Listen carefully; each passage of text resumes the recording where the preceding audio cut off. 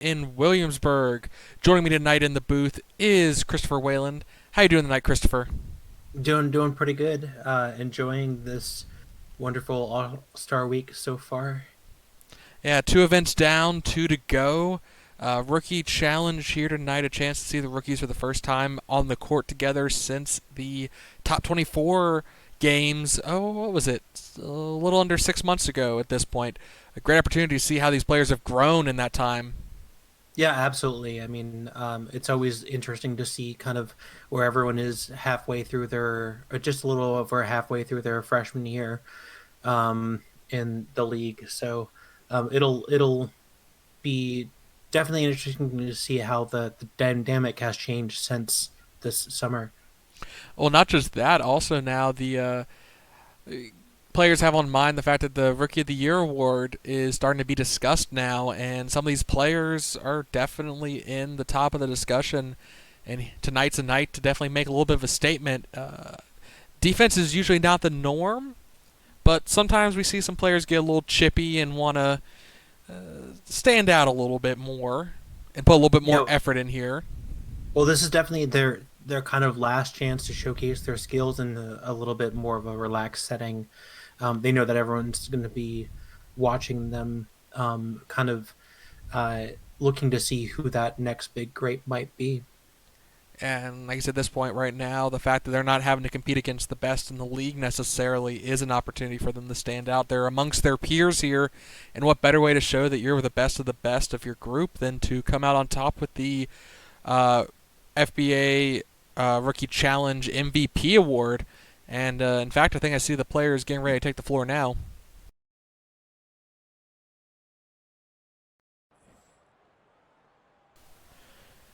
And there will be our starting lineup tonight for this game. Bit of an interesting fact here that almost half of the West All Star Rookie Game team is made up of Las Vegas players. Yeah, there's a lot of yellow on that roster, a lot of gold. Yeah, well, quick steal from the West, despite the East getting the tip off. And McQuaid, long range is good, showing a Yeah, bit it's of gonna range count. there for the Appaloosa. All right, off to a very quick start here in Williamsburg. Anyone on the East you're keeping your eye on here tonight? I mean, obviously, Arthur Selby, always a big name here in the league since the draft. I think he's got a lot of potential as a player. I think everyone's kind of looking to him, um, especially since he is represented by Hovo. Is he going to be, kind of the the next Buck Hopper? Um, things like that. So definitely someone to look out for on the East. How about you for the West? What are you looking at? Well, my eye's definitely on Tipton here tonight. Coming in, she kind of has played a bit of a starting role for the Vegas team, but has at times been forced to sit down. Vegas kind of figuring out if she's fitting in the rotation well. She was one of my top picks going into the draft, so I want to see how she does here tonight, playing at small forward due to the voting breakdown. As we see a tie And that, game here. Oh, yeah, want to say something? I would say that's another thing to kind of look out for here. You're going to see players in positions that they don't normally play on the court, and maybe might find a new niche for their coaches to maybe play them at later on in down in the season. Yeah, that maybe have just a little fun at a role they're not used to. And Selby getting down low in the post and reversing it from the other side of the rim. The number one pick definitely has a lot of eyes on him. And in fact, the East in general had some of the top picks due to the breakdown of the lottery. But we're noticeably missing one player here tonight. Lauren Fash declined the invitation here tonight. Your thoughts on that? It's definitely a bold move. I mean, you the rookie challenge is definitely like we said, it's a way to showcase your skills and really kind of get your name out there, especially if um, you might not necessarily be a household name, but anyone who's going to be here tonight is going to be talked about all day tomorrow. So, to willingly excuse yourself that way, maybe there's personal reasons. We're not really privy to that information, but whatever's going on, I wish them the best of luck. Yeah, and it's always a hazard even coming out and playing a game. Could be a bit of a superfluous game that could come back to haunt you later if you got an injury or something. And we see Ash Van Zant stripped by Tipton. Game's tied up here, 6-6. Teams mostly getting it done in the paint. We saw Kierkegaard previously answer back to Ivy Robbins post-play, and we'll get our first foul here from Selby. I was about to say it was kind of a relaxed game, and of course, he just proved me wrong before I can get it out of my mouth. Yeah, well, Tipton going for the steal and Selby answering back with an attempt of his own. Just he got called for the contact there. We're going to see a bit of a screen as Cross drives it in. Step back jumper is good from 15 feet out. It's really good to see these rookies kind of relaxed here on the court. Now that they've had a couple of games under their belts, they're kind of used to the big crowds, the cameras, everyone kind of, the scrutiny that happens during each game.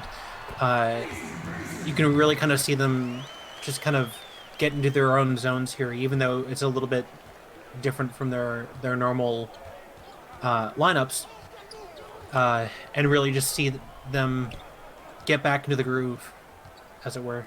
Well, except for the West, maybe. I mean, you kind of have to feel good being on that team right now. The fact that 5-year players have all played with each other for the past 6 months, they definitely have more chemistry than you would normally get in a rookie game like this. That's true, especially the starting lineup has 3 of the 5. And we see a foul from behind there, but the layup good, though, means for a chance for an and one here. I said the block was a little lazy, though, against Selby, and gets called for contact from behind, but the missed free throw. Ooh.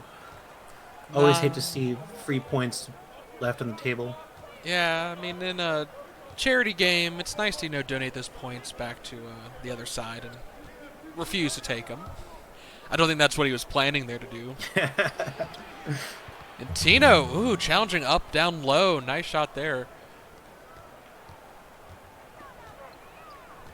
We're going to see the East come back up the other side. Both teams shooting very well so far here tonight, but mostly limiting themselves to the within the paint here.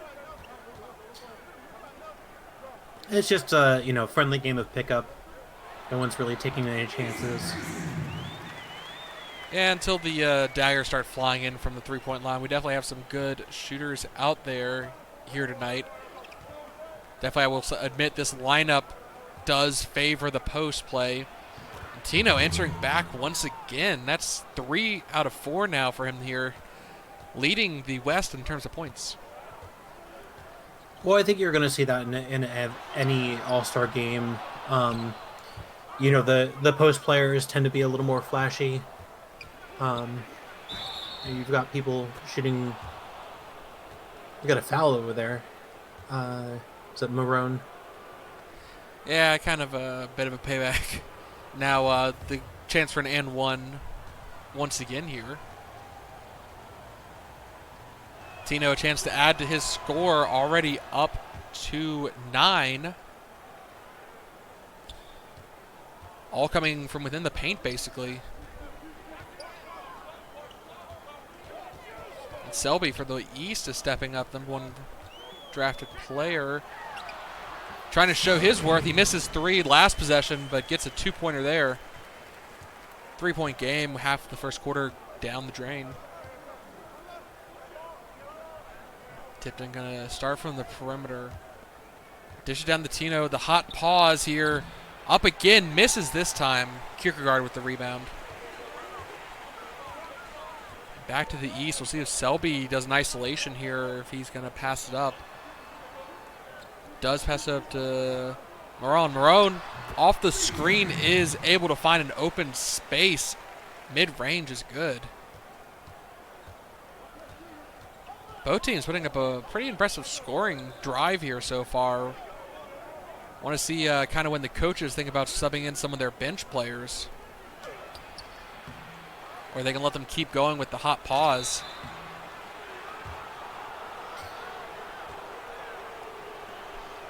Yet another foul here. This time will be for 2.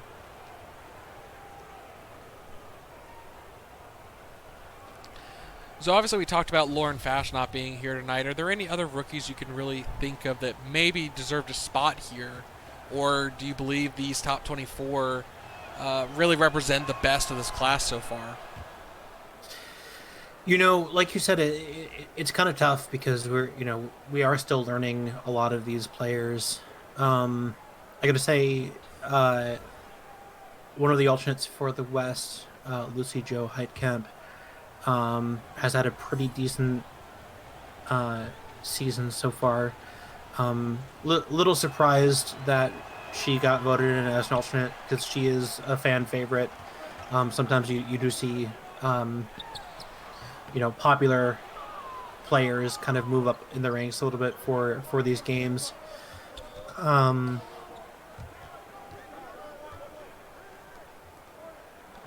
But then, of course, kind of looking at the West roster, like you said, you've got, for instance, you've got Harmony Okayu, obviously the sister of another prominent FBA player on Alaska. And so you've got, there are many considerations for why someone might be voted in, but I do think that overall this is kind of a good representation of this rookie class, even if they do seem a little top heavy in terms of people from Las Vegas coming to the game. Well, to be fair, Las Vegas did basically just swindle half the draft class, it seemed like, this year, with their bit of a rebuild or retooling, if you want to call it. And yeah, definitely one of the biggest challenges as a rookie is finding that playing time.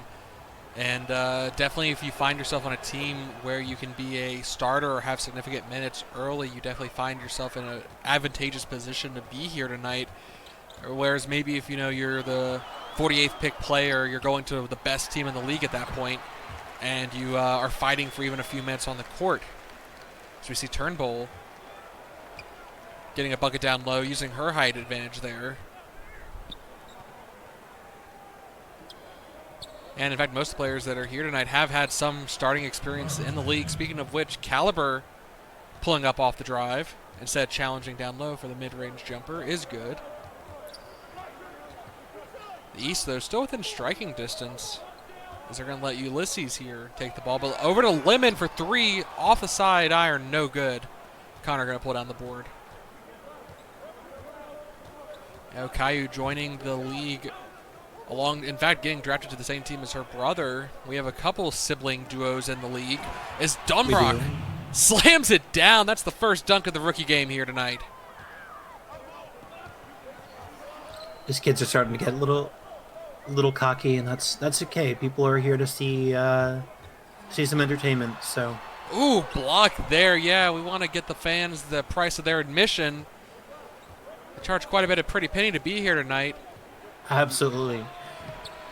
You mentioned siblings in the league, of course. Here in this very game, the Dunphy sisters, same team and same FBA team. Yeah, that there. Ooh, nice dribble spin move, laying it up and in. Ulysses. Do you wonder if they ever switch jerseys for games? I mean, just pretend to be each other. God, I really hope not. I don't want to hear about the FBA having to do an investigation on improper. Because look, even their roster numbers, their team numbers are inverse of each other, 21 and 12. Like, do you think one day they have their shirt inside out and accidentally give it to the other one? Well, and you can't list them as L Dunphy because they're both L Dunphy. So it's Yeah, no, I really hope they don't do that. If they want to do that in practice, fine. But the last thing we need is one of them to foul out and then the other one just puts their jersey on so they can stay in the game. Hey, you never know. Weirder things have happened in the FBA. Yeah. And the West finds itself up by 5 here. Turnbull giving her over to tried to pass it to Ulysses, but Dunbrock ends up swiping it there in the exchange. Dunbrock answering back a little Euro step to lay it up and in. Not going for the dunk there. But fancy footwork. Not called for a travel. Just He kept it restrained enough not to draw that call. The Big Bear being a rather graceful, putting it up there. Ooh, a swipe attempt there. He's starting to feel a little bit maybe energized, going for a steal there that wasn't necessary. He had a good advantage in terms of the size. Will send Maybe. Fletcher to the line for 2 and missing the first. So looking at the rookies, is there any rookie in particular you feel like landed in the perfect spot for who they are? Well, I gotta say, it's been interesting to see the relationship between Ash Van Zandt and his, his new team. He's been very vocal about his appointment to Bangor. Got drafted surprisingly low compared to where he was prospected at. But I got to interrupt you there. Talk about that dunk from Fletcher. The River Otter just elevating there off the nice pass. But yeah, Ash Van Zandt definitely one of the top storylines from the draft, sliding down outside the top 5. And I can definitely understand why you think he came out on top there with the fit. Defending champions, going number 7 or 6 in the draft.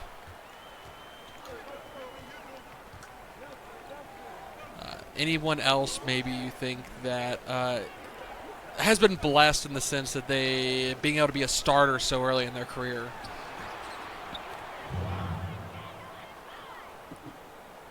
Well, I think another name that we see a lot is definitely Xavier Cross.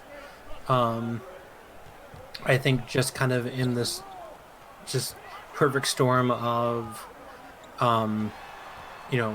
publicity, kind of fairly high up on the draft, really knowing how to market himself, kind of weathered through the whole draft process, and another rookie who's become a kind of a household name here in the FBA.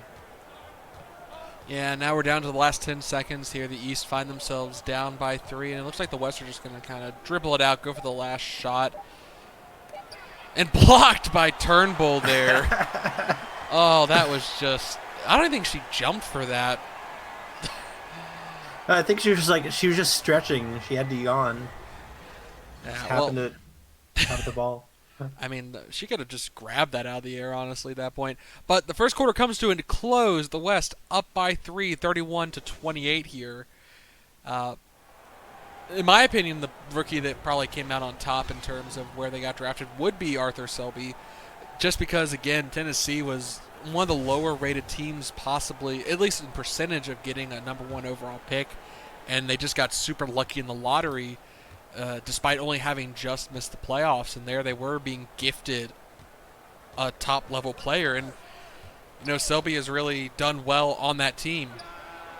He has, and I think he's really kind of energized the Moonshiners a bit. Really, like you said, they were on the cusp of the playoffs. They really needed just a new cornerstone or just a little bit of a shakeup to really get things going, and he's really been great for the franchise.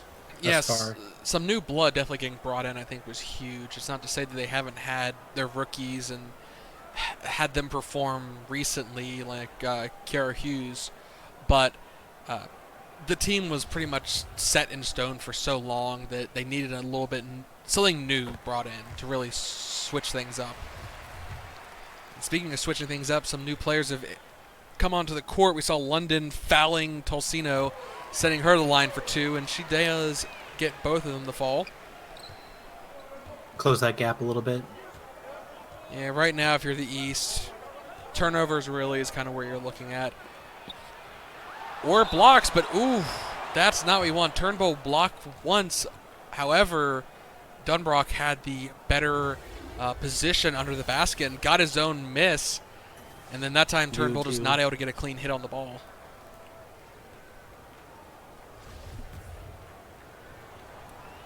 Now, before we get too far into this game, if you had to pick, which of the two teams do you think has the best chance of winning here tonight? Well, I mean, like you said, the West does have sort of that pre-built chemistry in there. They're a little bit. I would have said that these teams were pretty evenly matched, with the the East just having a little bit of an edge. But that's more due to kind of tradition. The the East has been stronger this season than the West, but we're I don't know, 2/3 of the way through the first half here, and the West is not only holding their own, but they're keeping that 3-point lead. So Yeah, I would argue that the at least so far what we've seen tonight, it's a pretty even team. Looking at the number of rookies in each conference, obviously one conference got far more than the other, but in the end, the East were the ones with the majority of the top picks. And I was going to have my heart set on them here, but right now the West is just getting it done down low. Turnbull with her 2 fouls, I believe she had. Might have to start being a little cautious. Fouling out in the All-Star game is not something you want to do. Not something you want to be known for. especially before halftime, even. Well, that's another way to help your team out, is getting points on the boards. Turnbull shoots one from the free throw line. He said Dunphy on the court now. Assuming they haven't switched jerseys, of course. Yeah, I was going to say which one is that? Well, Penrod absolutely destroying the play there, blocking it. Fletcher decides to bounce out to Albans. We're back to Penrod. He got this drive started with a nice block. Now the shot clock is wound down. Tolsino for 2, no good, but Turnbull, offensive rebound, and forced to be fouled by Dunphy. Down low in the post, stood no chance against Turnbull given that height difference. East's chance here to get within 1. It's interesting to see the players kind of have to take a more leadership role here. A lot of these rookies are looking up to their veteran players to really show them the ropes, but this sort of forces these younger players to make those decisions, to really rely on their core awareness more than relying on their teammates. And it's just fascinating to me every time we see the rookies out in the court by themselves to kind of figure out who might be a kind of a hidden playmaker down the road, and who looks like a lost child in the supermarket. Exactly. Because I've seen some wide eyes in the top 24 rookie games. What am I doing here? What do I do? Whereas the All-Star game definitely is more of a merging of the egos. Yes. Seeing who can put up with each other. And a big block against Van Zant there. And the West has or the East has gone big here. They've got Wes Penrod playing at small forward, Kendricks at power forward, and Turnbull at center. This is their big lineup. Maybe putting a stop to that down low play that the West has been abusing against them. And the shot clock violation. Dunphy just not sure what she could do there.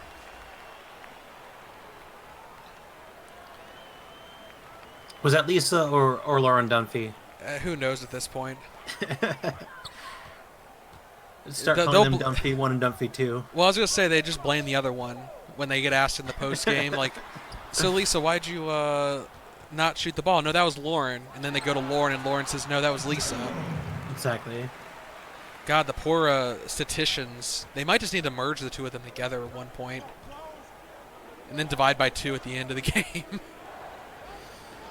Or they blame their third sister, Laura.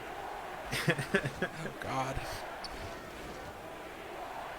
Now, tie game here, 37 apiece. Robbins fading away. No good. I think the East changeup here with the going big all around may be the answer for the West It's offensive scoring. That's a 2.5-minute drought now. Penrod. Not if the East keeps bottling the ball like that. Well, that is the downside, is the fact that you're putting players who really aren't great at handling the ball, and in the end, they're kind of left in this awkward situation of relying either on the point guard, shooting guard combo to get you the ball in a good place, or you're trying to drive against your opponent and you have giant paws and you don't know how to dribble the ball to save your life. And Tipton's going to come up with that offensive rebound. I'm surprised considering there were two East players all around her, but fighting well, the River Otter. Ooh, and again, the scoring drought continues for both these teams.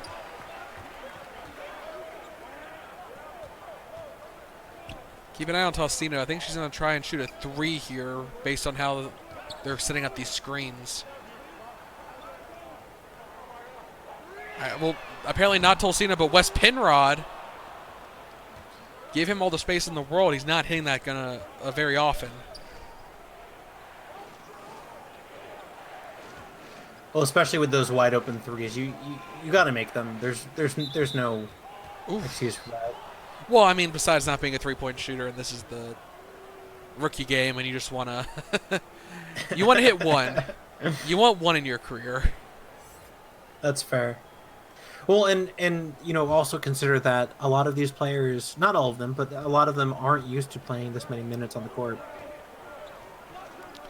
So we are seeing some fatigue from a couple of these players who might not necessarily play all these minutes. I mean, it could be fatigue, it could be a hangover, who knows. All-Star Week is a long, long road, and some of these players are enjoying the first break they've had since the start of the season. A foul there on Robbins. Still a tied game. It's been tied for, I think, now 3 minutes straight at this point. What was a scoring flourish in the first quarter has died off here. Remember, the West had 31 points by the end of 12 minutes, and they've only scored 6 in the first 6 of this quarter. And the East is, I think, still under 10. Yeah, they're at 9 now themselves. Well, there we go. Finally up to 11 points. And it's off of Selby, of course. Making me a liar. Well, I mean, you were telling the truth for about 5 seconds there. Sure. And, I mean, to be fair, now that he's back on the floor, that might be where they go. And I wouldn't be surprised if we see Tino on the other end finally putting it in themselves. Those two are going to be going back and forth tonight, I think. Oh, you mentioned the battle of the egos. I think, not that either one of these players is super egotistical, but I think they're both realizing that each of their teams is kind of relying on them to be the field generals, or even just to get the ball to the hoop. I mean, if you're not going to put it in, I'll put it in. And then Robbins gets the board there, and an interesting battle, first pick versus the 7th overall pick. And the 7th overall pick there with another lay-in. Tino finding himself drafted by the Arizona Whips. Only 19-year-old, just had his birthday last week, in fact. And stealing the ball there. Fast break opportunity given to Cross. Cross wanted to go for a dunk there, but switched up to a layup, and now Selby, that's his 3rd foul. Talking about foul trouble, now Selby going to have to consider being benched here. If he gets a 4th here in the second quarter, that's not going to bode well for the remaining half of the game. No, and the crowd here knows that. You can kind of hear them boo in the background a little bit. Yeah, booing the refs. How dare they call fouls in this game? Should just be a free-for-all rookie game. Maybe, okay, let's wind that back. Maybe not a free-for-all. Last thing I think any of us want is a headline picture of a punch being thrown in one of these games. No, make it like that movie where like there's no laws for 24 hours. Yeah, there's no rules. You can have as many people on the court as you want. Just foul anywhere. That'd make for great basketball, wouldn't it?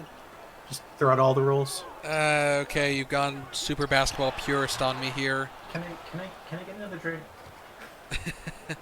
Okay, we're going to have to cut you off soon. I talked about hangovers, and it's apparently you on the hangover, but not the West.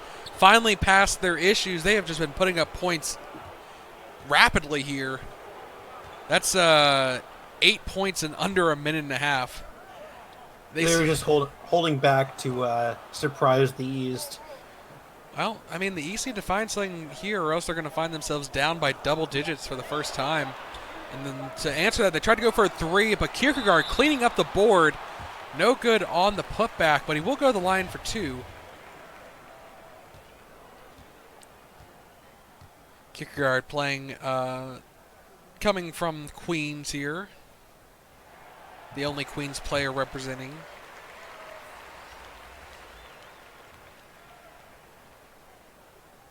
Good on the first. And we do see some substitutions from the West, including sitting Hazari down. Maybe give the East a little bit of a break, catch their breath without having to worry about Tino putting up points on them and embarrassing them here tonight.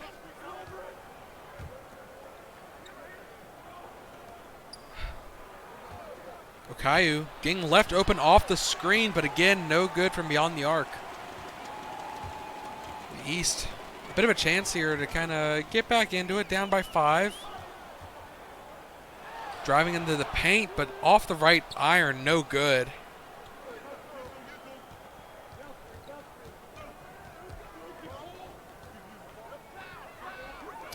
Over to Black. Back to Cross, winding down the shot clock, calls for the screen, gets into the paint, no good, but Robbins cleans up the miss. Pump fakes once, and Kierkegaard doesn't put too much of a defense up, but it's enough to force her to overpower it. Lemon for the East will drive into the contact against Cross, getting the call for contact, so she'll go to the line for 2. But free throws have been a bit of a struggle here tonight for some of these teams. Yeah, they really have, and like I said, it's kind of surprising. You wonder how many times they stand that line during practice, just getting that shot down. But in a high pressure situation, you could make it 100 times in practice out of 100, but as soon as you get back on the court, even relying on muscle memory can sometimes be trumped by nerves. And we'll see the first real time outcome here from the West. The East back within 3. And definitely the I kind of almost feel bad for the rookies. I wonder how some of the veterans that are on their team are at home watching them, and how much crap they're going to get at practice the first day if they don't perform well here tonight, or they miss some really easy shots, or turning the ball over really easy like that. The East now a chance to tie it up if they get a 3. And Marone clearing up the miss.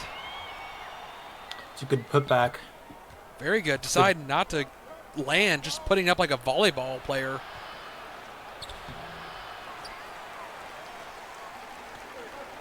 And surprisingly, Selby's back on the floor too, despite his foul situation. And just like that, the East, after the West timeout, have taken the lead. I think the West may have made a mistake there calling timeout. It gave the East plenty of time to make a plan. And another turnover there, too. Albin's down low in the post. Okay, West, maybe you need to take another timeout here.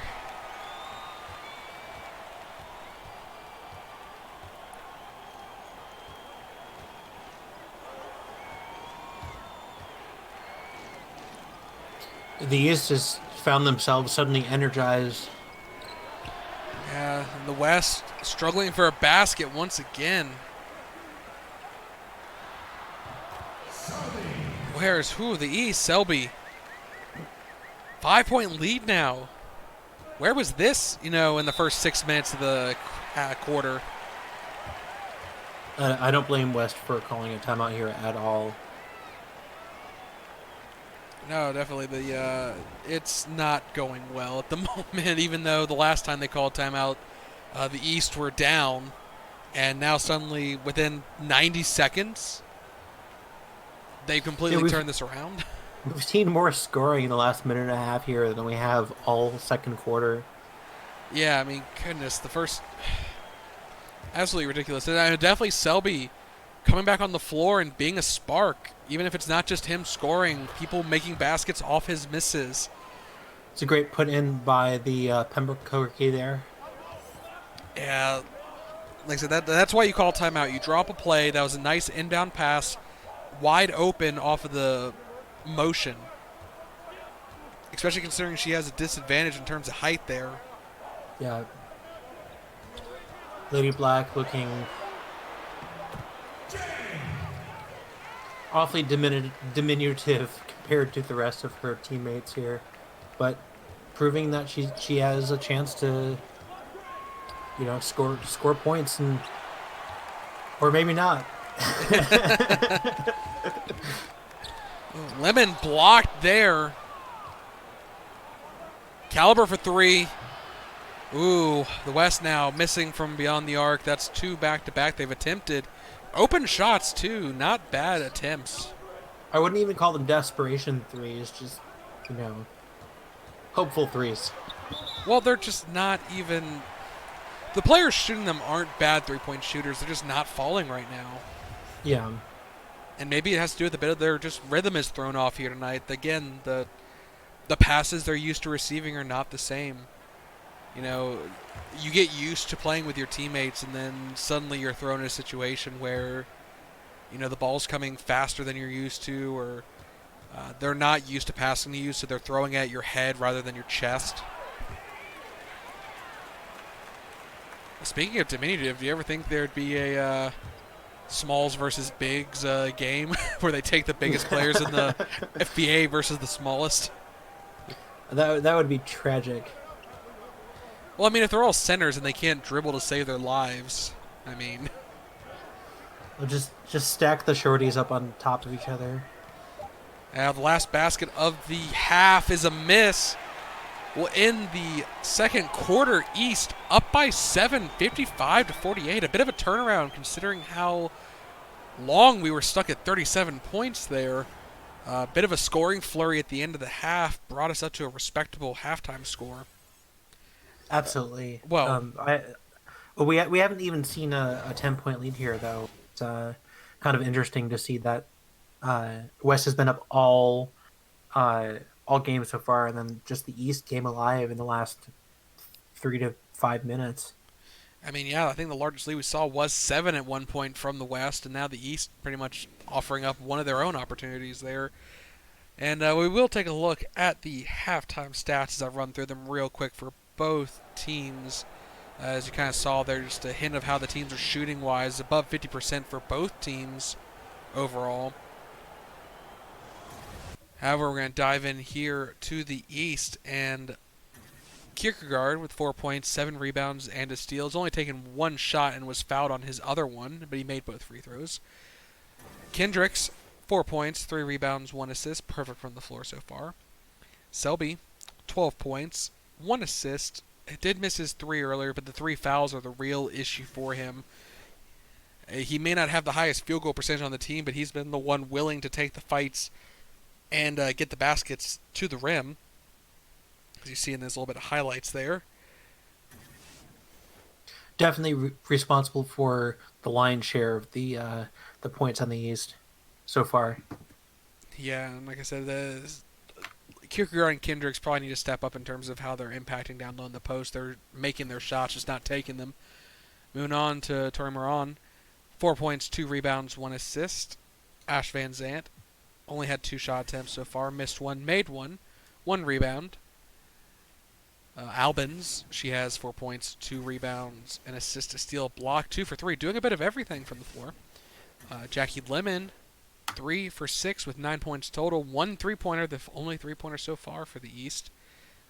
9 points from the bench is not bad at all. No, especially in 10 minutes. Turnbull, 5 points, 6 rebounds. On her way to a double-double here, coming off the bench. An assist and 2 blocks, but it's hard not to get blocks at her size going against some of the shorter players when they're not in a great matchup. Fletcher made his dunk, fouled into the line, has 2 assists and 2 steals. Ulysses coming off the bench, only 4 points, 1 for 2. And Tolsino, 1 for 3 with a 3-pointer missed, 4 points and a rebound, but perfect from the free throw line. And Wes Penrod, only a rebound and an assist, missed both of his shots, including that kind of unnecessary 3, but we'll forgive him for that. Sure.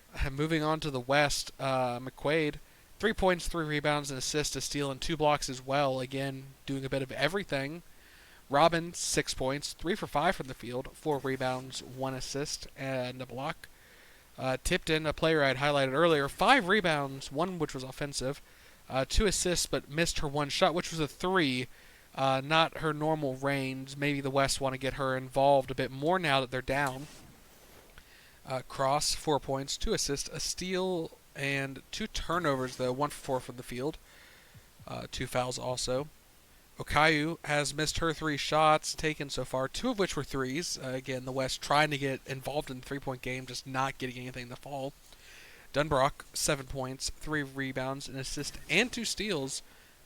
Doing a great job coming off the bench. The Bear is 3 for 5 so far, but did miss 2 free throws, which is disappointing. Hazari, 16 points in only 10 minutes, 7 for 9. Whew. Really only on the court for 10 minutes? Yeah. I feel like they had to pull him to slow him down, honestly. But now that they're down, they'll have to almost certainly rely on him a bit more here. Lady Black, 3 for 6, 6 points, 1 assist. Coming off the reserves, that's not bad. Yeah, no, even though the 3 missed shots were all 3-pointers, so really she's perfect from inside the arc. Maybe stick to there. Lisa Dunphy, 2 rebounds, 2 assists, missed her 2 shots, and a foul. Caliber, 4 points, 1 for 2. Perfect from the free throw line, but only 7 minutes, has not had a lot of opportunities to rack up other statistics.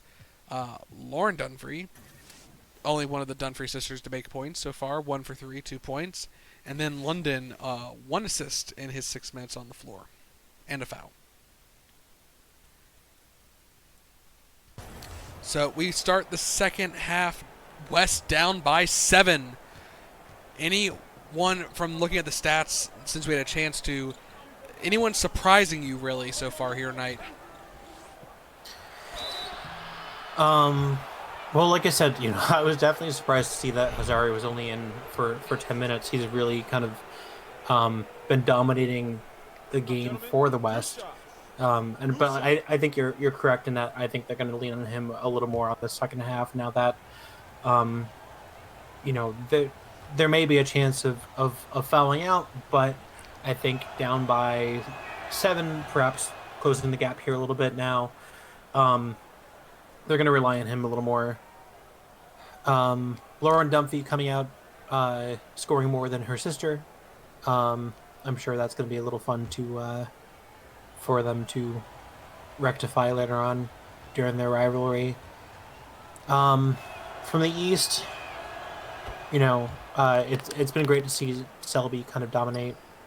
Not really surprising, but it's been fun nonetheless. Sorry, I just put a hole in my desk, smacking my beak into it. Selby, in 10 seconds, managed to rack up his 4th foul. So I'm currently debating drilling a hole in my desk just so I don't bang my beak on it again. But yeah, they decided to keep him in. Who cares if he gets a 5th foul in the 3rd quarter?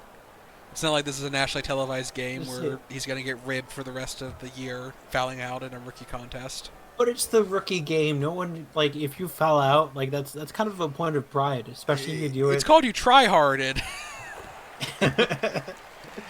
3 minutes into the 3rd quarter, you get kicked out for being too aggressive. In a game that doesn't even matter. Yep. Well, with Selby now 4 fouls, they decided to keep him in. Made his first bucket, chance for another to extend it, and maybe they're just hoping to keep the fact that he's on the floor, and that's when they're making the most points, even though he misses his second one there.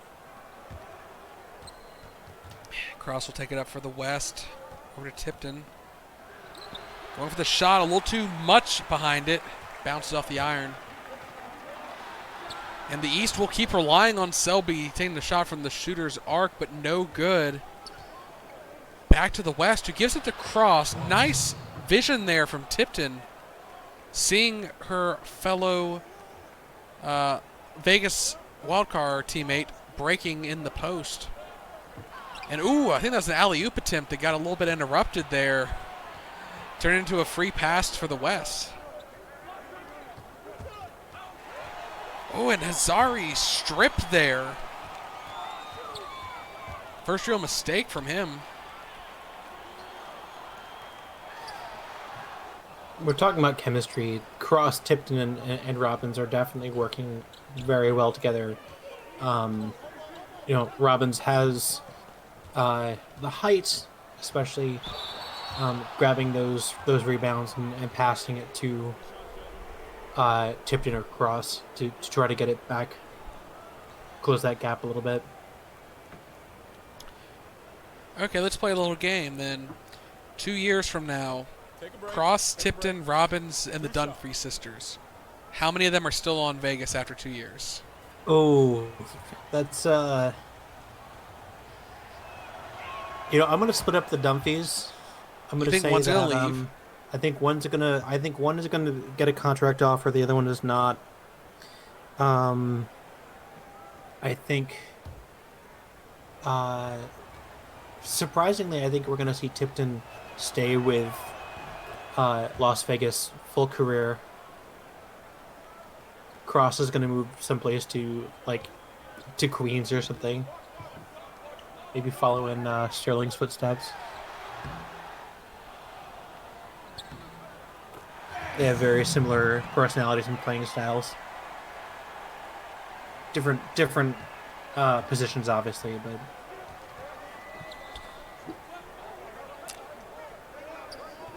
And we saw Lysol lay up there from Kicker, and ooh, Selby, that was some quick pause there to intercept the pass down low in the post.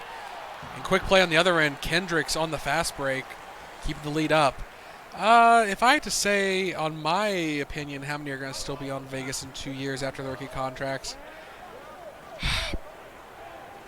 I think Robbins is still going to be there just because I feel like she's the heir apparent for when Quintessa retires. That's fair. And after that, it's really tough because so many. Vegas is a team of guards at this point. Obviously, I think that Lisa's going to be their main target to keep in the free agency. Mm-hmm. So does that mean that Cross, come time, if she's still around, will he feel like he needs to go elsewhere if he wants to become a starter? I'm going to say 3 out of 5 stay. I think the two Dunphys and Robbins. I could see Tipton staying as a starter if that's what role she gets. I think with Cross, though, there's so many guards on the team that are just so talented that if he wants a chance to be a starter, he's going to have to go somewhere else to get that. See, I think actually this is a trick question. I think in the next 2 years, the wild card's going to move to some place like Spokane or some no-name place, and the the D League is going to have a team moving to take their place. Oh God, I'm sorry. That dunk there from Kendricks was very authoritative from the Giraffe. Brought the rim down a good half foot, it looked like, just from powering it in. And the West answered back with a little bit more finesse of a shot, 58-62. Yeah, I don't know about any teams looking to move anytime soon. Hopefully we don't see that. I mean, I think we see an expansion in the FBA before a move at the moment. I think most teams are locked up in their arena contracts for a little while. That's true, and traditionally the teams that have moved haven't done so well after they moved. I mean, it takes a while. The Bangor was on a long road, and Seattle as well. McQuaid, as the shot clock was winding down, got the back door. Back to it. But if you go ahead. If you look at Texas or look at the Arizona, Queens. Arizona, exactly. That I think uh, good play comes from a good player base, and it's sort of a chicken before the egg situation. Ooh, Tino missing that easy layup, but the West will get another shot here, and he's going to hand it off to McQuaid. Oh, it's going to be out of bounds. The ball just goes over the backboard. And yeah, I think a team rarely leaves because they're winning championships. I mean, it would take a major issue. And actually, they're going to say that it was off of an East player, so West will retain the ball. And Tipton off the inbound. Great underneath basket play there. Tied up 62 apiece now again.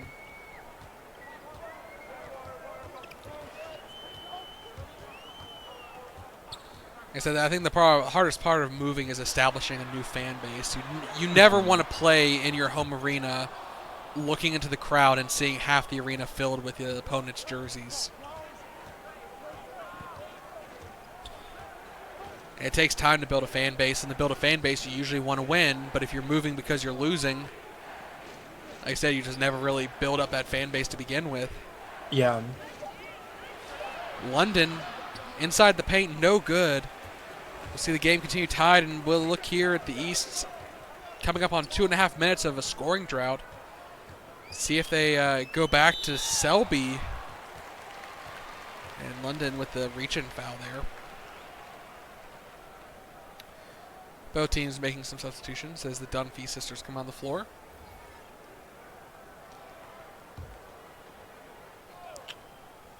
I think you really see that sort of like fan base mentality in a club like Plymouth, where even though they, for the longest time they were not doing well, they still had a very strong following. Partly because they have been one of the more traditional teams here in the FBA, but now that they've changed their lineup a little bit and they are on fire. The bandwagoners are out. That's what it is. Yeah.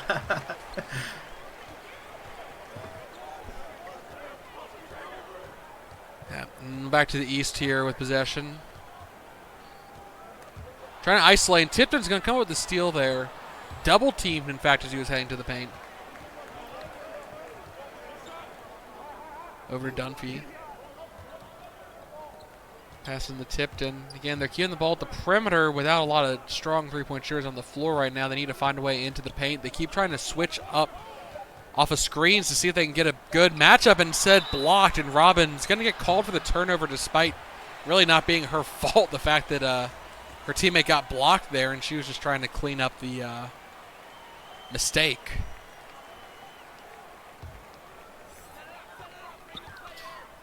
Taking one of the team, literally. Well, I mean, she almost should have just heaved it over her back. Yeah.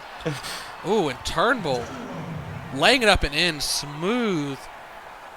Putting the East back up by 4. A little under 5 minutes left to go in this third quarter.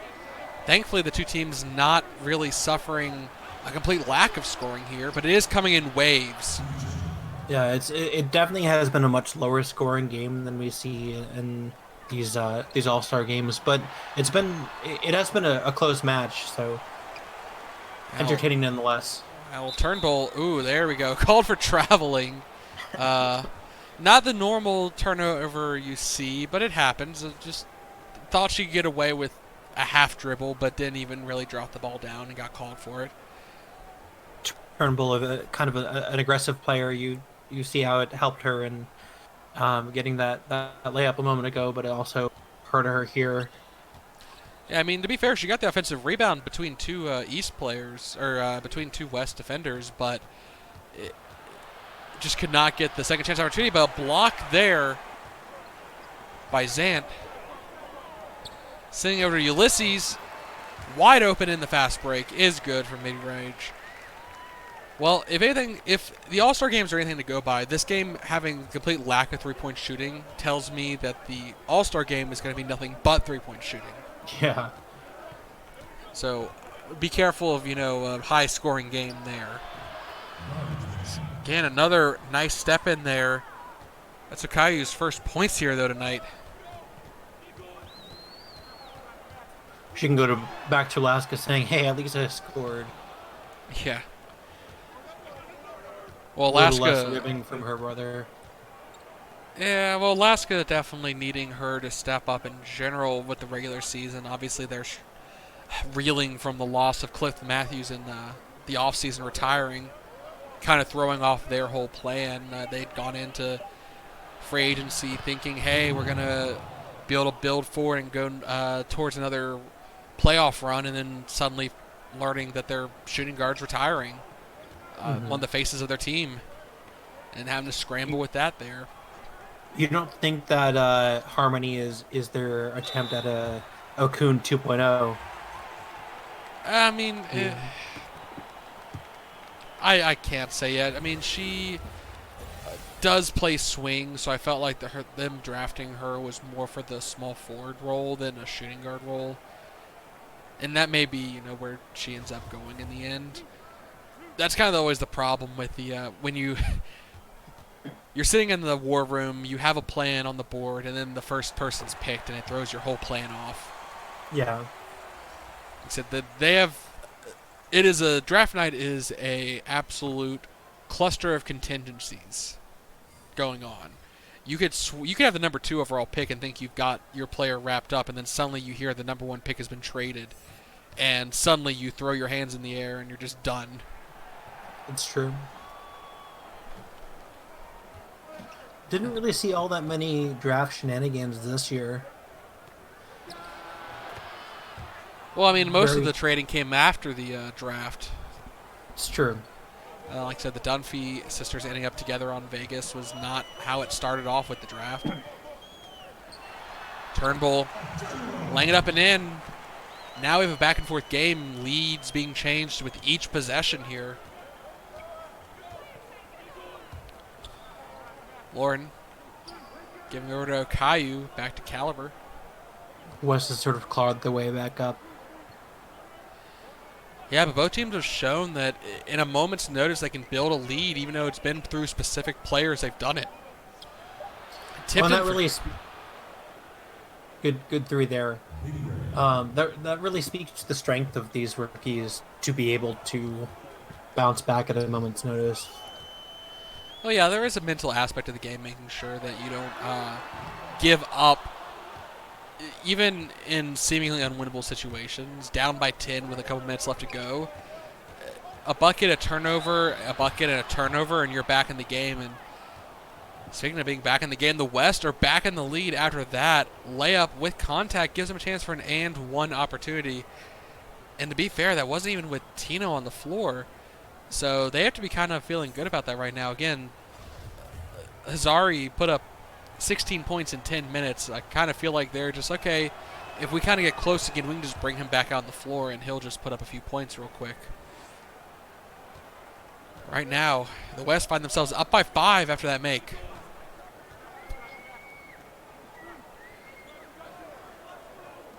In the East, look like they want to answer down low in the post again, giving it to Turnbull. She's been good tonight, but that bounced around on the rim. Maybe not her consistent range. And no one from the team crashing the boards for the rebound either. Did not help extend the possession. Tipton bounces off the chest of Turnbull, ends up in the East possession.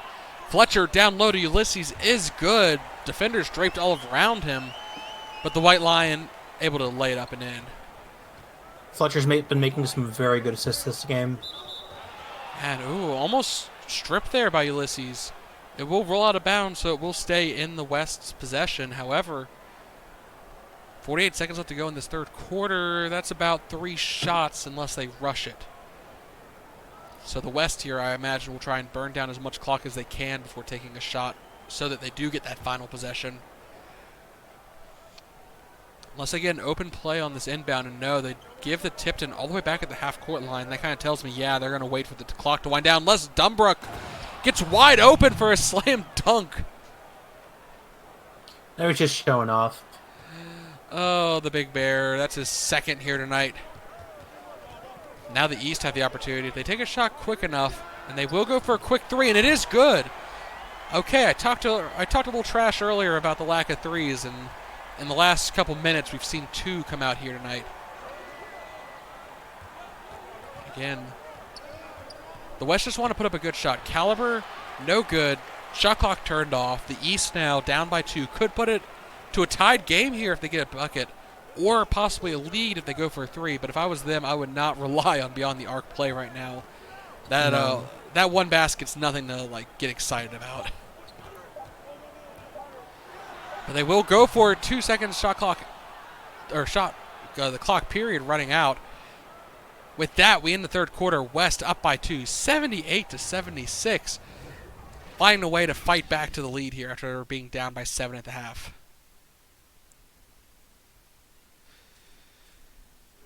I admit that, as I'm watching these players in the court, I just want to see Lady Black just scoot under the legs of one of the other players, just pull a Globetrotters move. I mean, she could probably stand under Turnbull's legs and not be noticed. Just go straight through to the hoop. I mean, if she crouched down, maybe. Even a little pump fake, make Turnbull jump in the air, make it a little easier on her. But East will have possession to start the fourth quarter. They find themselves down by 2. Selby, despite drawing his foul so early in the third quarter, was absent for most of the quarter. We will see a foul there, sending the East to the line for 2. Maybe selling the contact a little bit more than was really there.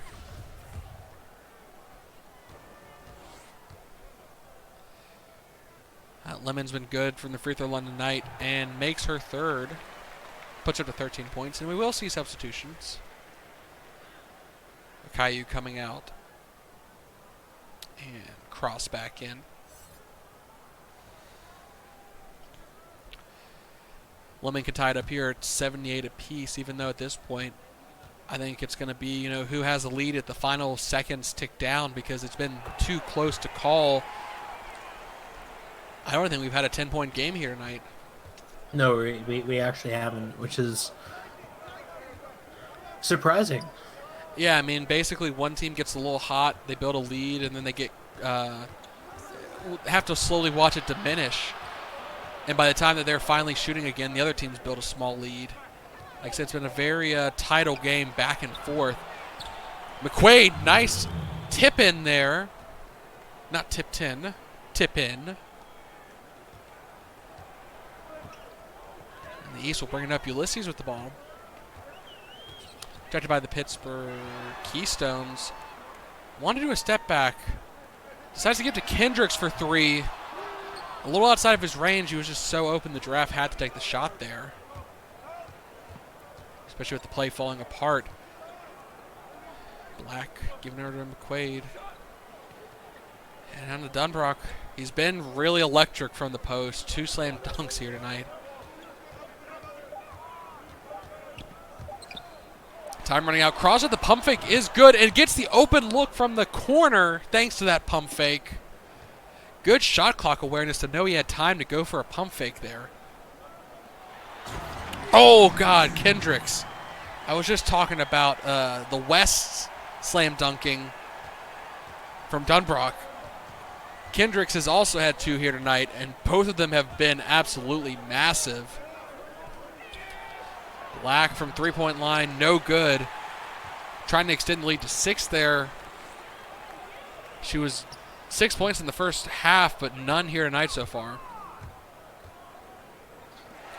Ooh, Albin's paying good attention there. She was able to intercept the pass that was intended to be a quick, fast break opportunity. Stolen away. Lemon over to Go ahead. Everyone talks about the strain that the players are under. Nobody ever talks about the strain the equipment's under. Thankfully, we have not had any chairs, getting punched. This isn't like baseball where the cooler gets hit with a bat. That's safe for the locker room, I feel like. Nice little screen. Does leave an opening for 3, and it is good from Black. First points of the half. And it builds a nice lead there, and we saw definitely some substitutions waiting on the sideline. I think the timeout here is really to make sure they can get in. They only have 9 minutes and 19 seconds left to go. They don't have time to really wait for the next dead ball situation just to bring them in.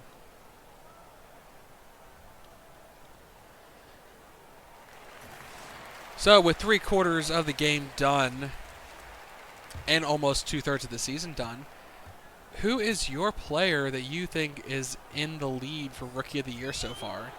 Oh, that's. I know it's cruel to put you on the spot. I'll give you this: pick one player that's in the top 3 for the chase. I'll even let you have that. I'll let you have that. In fact, I'll give you.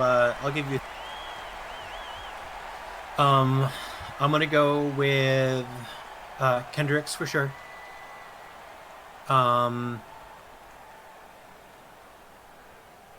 Selby, and I gotta say Tipton from the West. Interesting.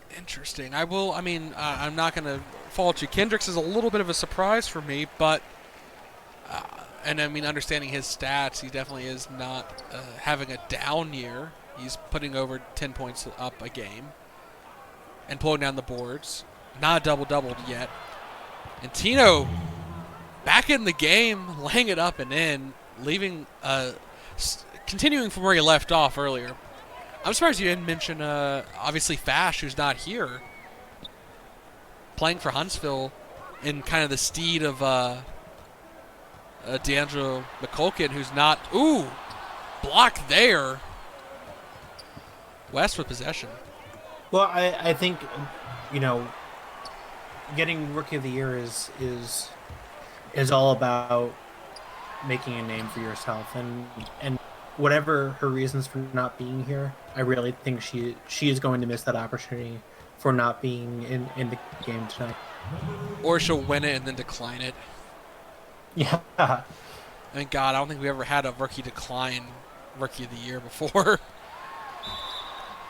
Kierkegaard drawing contact from Robin. She's up to 4 now, but 8 minutes to go. She can afford another foul. So Fash, I think, is one of my top rookies to consider. I'm going to bring up Hazari tonight as showing why he should be considered. I mean, he plays for Arizona. They are having a tough year, but he is definitely a bright spot in that kind of pit of sadness right now. And I will throw in Ulysses for Pitt. Okay. Like I said, I think Pitt also kind of struggling a little bit, not able to find a rhythm. However, Ulysses has been consistent and one of the top rookies, at least in terms of putting up points, and he does have competition on that roster that are fighting for those points. It's not like he is like Hazari, who might be the best player on Arizona right now as a rookie. Mm-hmm. And again, showing it here, turnaround jumper. 92 to 85 here. Well, I wouldn't be surprised if Pittsburgh used Ulysses as a bargaining chip in the off season. Ooh, you don't think he'll stick around? I think that they might trade him up for someone with a little more experience, but I think to their detriment. Well, I think with they may have again not inside their organization, so God knows what their plans are, but you have to think about Randy Catcher retiring, and okay, we need to have a long-term replacement available. And I kind of felt like them drafting Ulysses that high is the plan. The White Lion going to replace the veteran Frog eventually on a permanent basis. I mean, if anything, if the season goes as it has, Pitt will find themselves with another lottery pick here, and if they find themselves in a position to draft, another star player, while Ulysses is coming into his sophomore year, a better player, they could make a playoff run.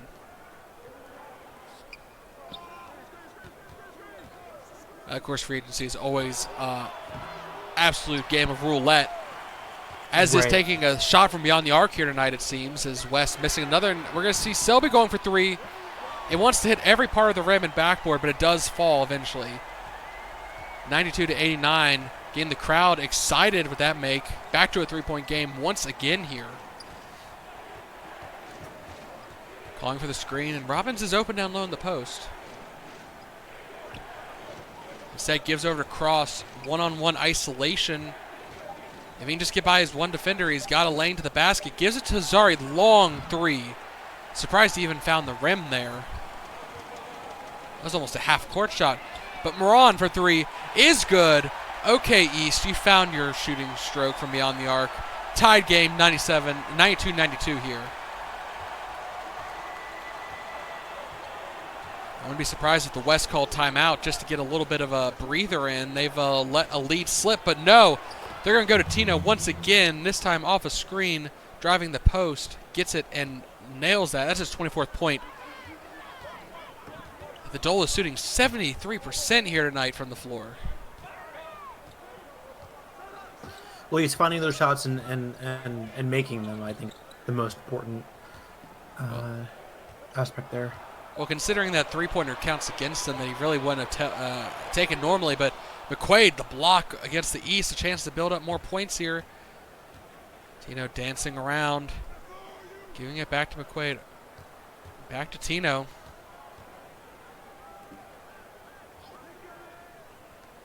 Ends up with Robbins, pause down low.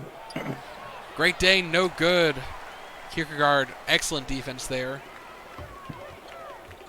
Both teams with arguably their sparks on the floor, Selby and Tino. And Robbins, I talked about not being too worried about fouling, but reaching in is a little excessive. Don't be surprised if she gets pulled here. That's her 5th foul with 5 minutes left to go. And with how well Dunbrock has been playing here tonight, it would not be that bad of a switch up. He's provided a spark down low in the post here tonight. Well, this is also this is a good chance for some of the rookies to be a little more aggressive, to see maybe what they can get away with in terms of, how much contact they can make while being on defense. And I think what a great way to kind of test the waters with maybe, if you've gotten some feedback from your coaches saying that you need to be a little more aggressive in the court, or if you need to get your numbers up. This is really kind of a place to work in that kind of in a consequence-free zone, as it were. Robbins, why'd you steal away? That was going to be a great alley-oop, but she intercepts the pass, leaving Kierkegaard without a nice reverse dunk there. Oh, I'm heartbroken. But fast break opportunity slowed down. Moran driving into the paint. Back door. It does work out for him versus layup. Up to 14 points now. The guard from Plymouth.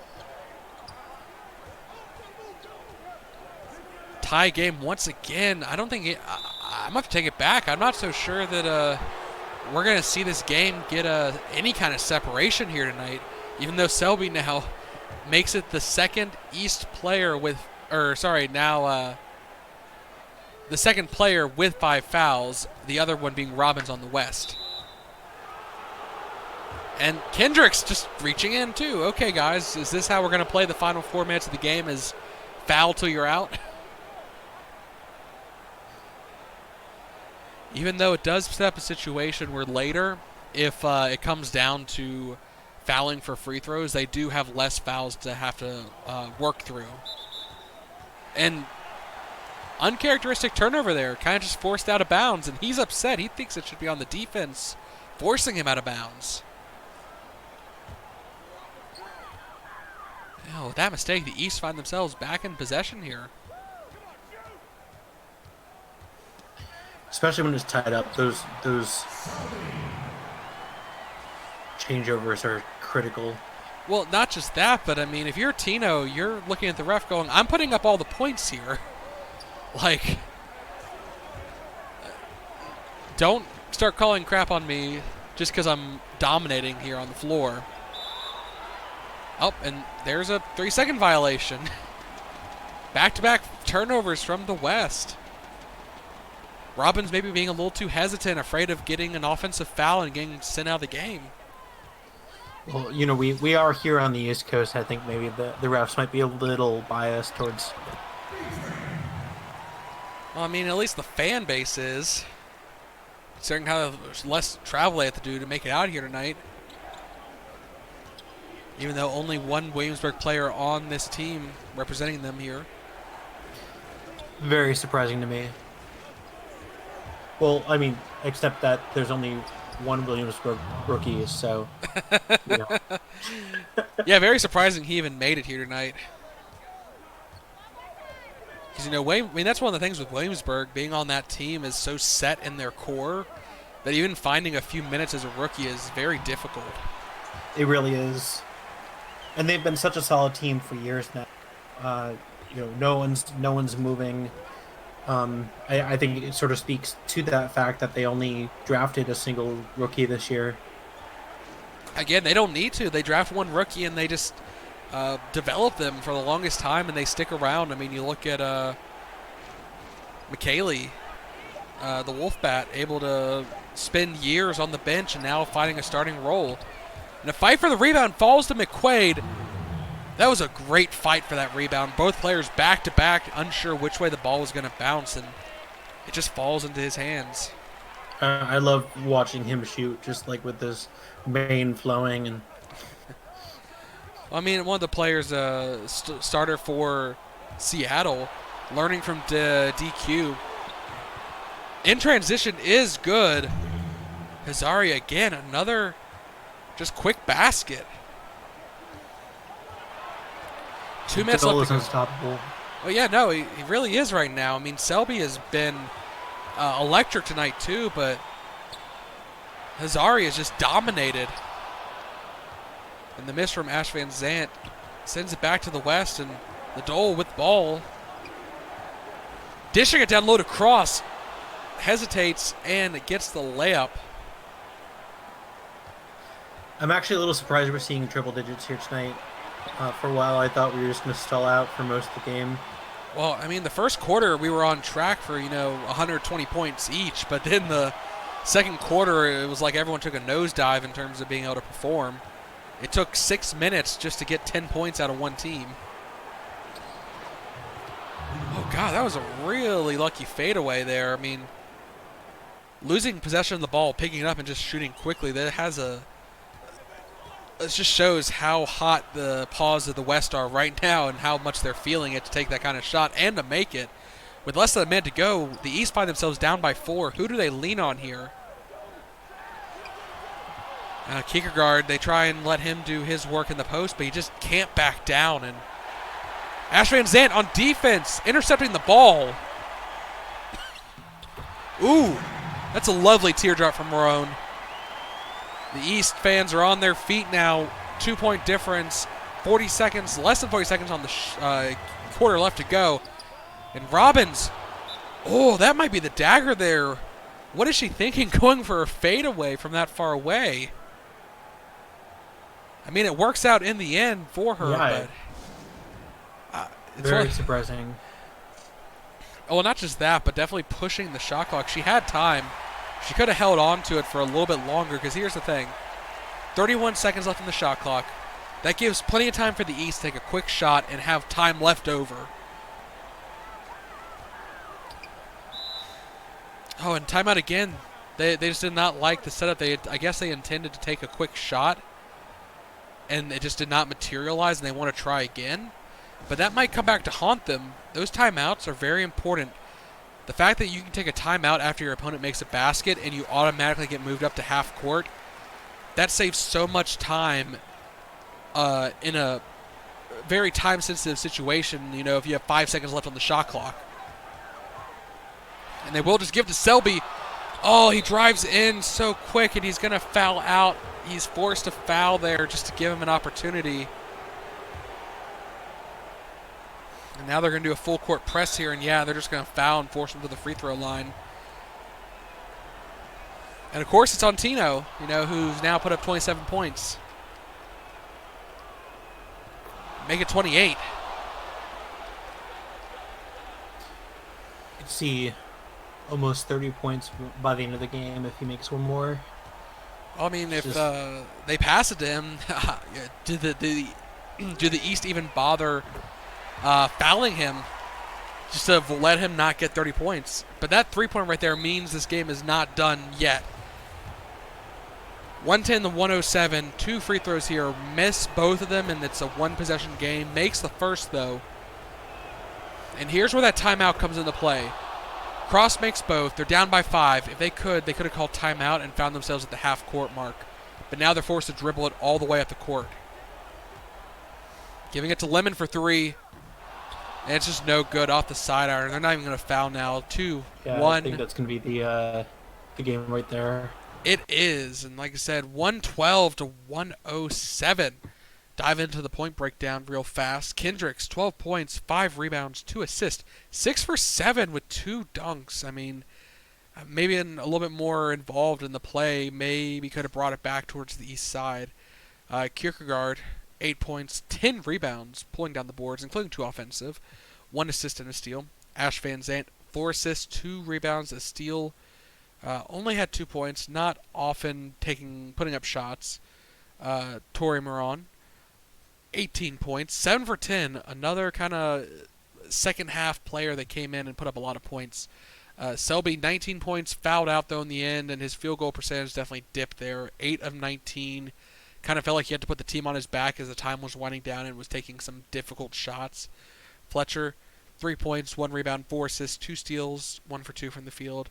Lemon found it from beyond the arc. 17 points, 9 of those points total coming from beyond the 3-point line, 4 from the free throw line, 2 assists, putting up that many points in only 16 minutes. Turnbull, 9 points, 8 rebounds, almost had a double-double, just fell a little short.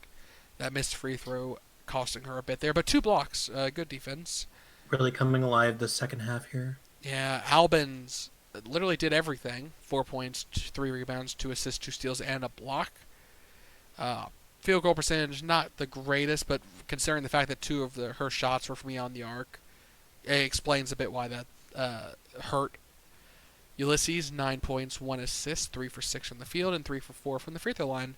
Tolsino, 2 rebounds, 6 points, and Wes Penrod, didn't really see much of him in the second half. 3 rebounds, 1 assist, but 2 blocks in only 10 minutes, providing defense when needed. And jumping on over to the West, McQuaid, double-double from him, 15 points, 14 rebounds, 4 blocks, 3 steals. Talk about doing everything. But he was also on the floor for 34 minutes. Moving on to Robbins, 10 points, 8 rebounds, 2 assists, 3 steals, and a block. Tipton, 14 points, 9 rebounds, just 1 shy of a double-double. 4 assists and a steal. Like I said, really showing off the work in the post by the top players there. Cross, 13 points as well, 7 assists, 2 rebounds, and 2 steals. And Hazari, 28 points, almost a 30-point game from the rookie.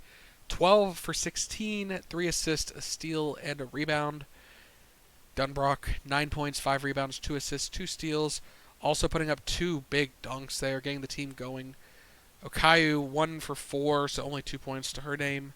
Lady Black, 1 for 6 from beyond the arc, 9 points, 1 assist. James Caliber, 4 points, 1 rebound, 2 assists. Dunphy, 2 points, 2 rebounds, 4 assists, 1 from 3 from the floor. Lisa, that is. And then Lauren obviously had, I think, the basket in the first half. Managed to find a second in the second half, but only put up 1 assist. So really, Lisa did more assists, whereas Lauren did 1 more basket. And then London, who didn't really see much on the floor, given his minutes, 2 points, 1 assist, 1 for 3. And I mean, honestly, it came down to the wire there. I think 1 minute prior, it could have been anyone's game. It really could have been. And kind of going back and forth between quarters, you can even see that the lead kind of bounces back around. Yeah, well, the first quarter was just outrageous. Both teams shooting nearly 70% from the field is just absolutely wild. I mean, the 3-point game, not so great. And then the second quarter, it seemed like we had 2 different teams on the floor. The West fell down to 30% from the field, and that let the East build up a lead into the half. And their shooting wasn't great either. I mean, it was definitely better, and they made the way to the free throw line. And third quarter, similar situation, and flipped back the other way. The East, I think, from overall outscored on the bench, and it really just came down to that final quarter. Even in the end, very close game between both teams in terms of statistics. Even in the last couple of minutes, they went into the fourth quarter with, so Yeah, well, the game is wrapped up now. I guess, final thoughts? Anyone who really surprised you? Anyone who really disappointed you? well, we've been talking about Hazari all night long. I Hazari honestly really wasn't on my radar. Partly because I have to admit I do kind of I don't really follow Arizona all that well because I just sort of assume that they're going to lose every day. Uh, but it was surprising to actually get to see Hazari play in kind of an element that allowed him to shine for sure. Um, in terms of the East, I do have a lot of love for Kendricks. I know you seemed a little more surprised by how he did this evening, but um, overall, I think most of the rookies here kind of played to the potential we expected.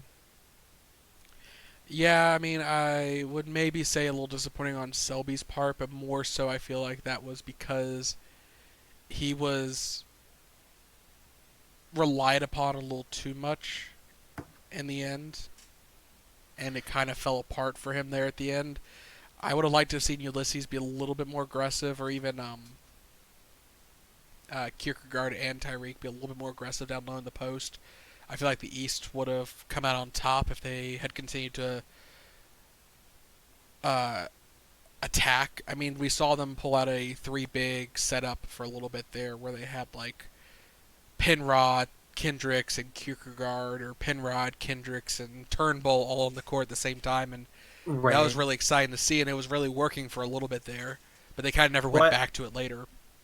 I think there's a really missed opportunity, especially when Selby fouled out, for any one of the East rookies to kind of step up and really fill in that hole. And I don't think anyone really felt comfortable doing that. And it really could have been a great "Hey, I'm here" moment, but no one really kind of took the reins and really plugged in that hole. I think really that's why it came down to the West winning in the end. Yeah, I mean, definitely Hazari literally put the team on the back for a little while there. Both players did at one point, driving the team forward. But at the end of the day, it was a great game, very close the whole way through, and I'm happy. I'm sure the fans are happy.